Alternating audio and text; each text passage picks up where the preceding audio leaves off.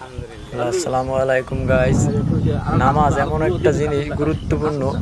এই দেখেন, মাটিতেও নামাজ পড়া যায়, ঘাসের উপরে।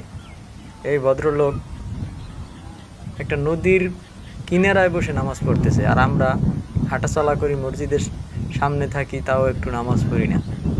দেখেন কত সুন্দর। আল্লাহ তাআলা ভাইয়ের নামাজটাকে কবুল করে নিক।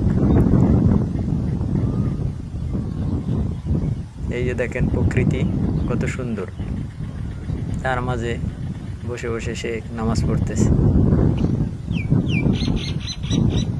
দেখেন,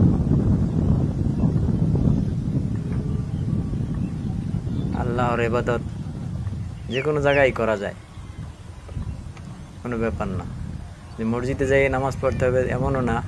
এই যে দেখেন ভদ্রলোক কত সুন্দর নামাজ পড়তেছে। আল্লাহ ওনার নামাজটাকে কবুল করে নিক, আমিন।